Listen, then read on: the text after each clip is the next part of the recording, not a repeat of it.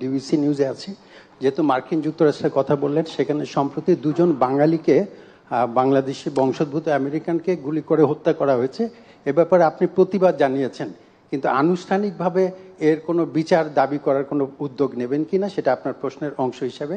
আর আমার মূল প্রশ্ন হচ্ছে, দুদিন আগে আপনি বলেছেন যে অতি বাম অতি ডান মিলে সরকারের বিরুদ্ধে এক ধরনের উৎখাতের ষড়যন্ত্র করছে।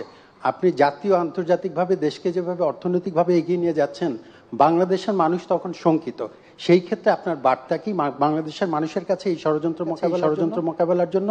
এবং এই অংশের শেষ প্রশ্ন হচ্ছে, হিটস্ট্রোকে সারা বাংলাদেশ আক্রান্ত, সেখানে হিটস্ট্রোকে যারা মারা গেছে তাদেরকে দুর্যোগ হিসাবে ঘোষণা করলে যারা নিহত তারা এক ধরনের সরকারি সুবিধা পায়। এই বিষয়ে আপনার ভাবনা কি? আপনাকে ধন্যবাদ। দেখুন, গরম পড়াটা কিন্তু খুব নতুন কিছু না। এটা কিন্তু এর আগেও কিন্তু হিট স্ট্রোক হয়েছে এবং সবসময় এরকম হয়। তবে হ্যাঁ, এবারে যেমন সাধারণত আমাদের বৈশাখ মাসে কালবৈশাখীটা হতো, এখন এবার কালবৈশাখীটা একটু পিছিয়ে গেছে। এটা হলো বড় কথা, যার জন্য মানে প্রচণ্ড গরম। এবং সেই ক্ষেত্রে এর মধ্যে আপনারা নিশ্চয়ই দেখেছেন যে আমাদের দলের পক্ষ থেকে, আমাদের সহযোগী সংগঠন থেকে শুরু করে সকলেই আমাদের পানি বিতরণ করা বা মানুষকে নানা রকম সহযোগিতা দেওয়া, আমরা কিন্তু সেটা দিয়ে যাচ্ছি। আর যারা মারা গেছে অবশ্যই এটা অত্যন্ত দুঃখজনক।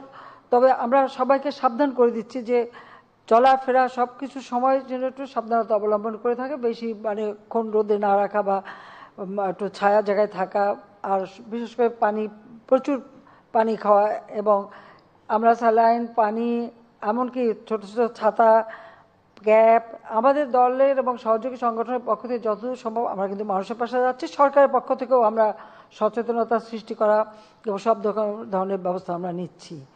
কাজে এটা এখন প্রকৃতির সাথে তো কিছু বলার নেই। পাশাপাশি আবার যেহেতু এই গরমের জন্য হিমালয়ে বরফ গলছে, পানিও আসছে, যেসব নদীতে পানি থাকতো, আমাদের তিস্তার পানি কিন্তু প্রায় দ্বিগুণ পানি আছে এখন।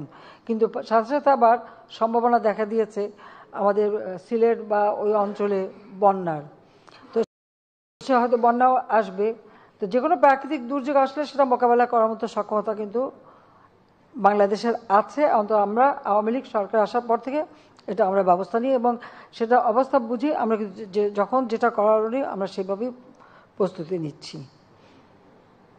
আর কি প্রশ্ন ছিল?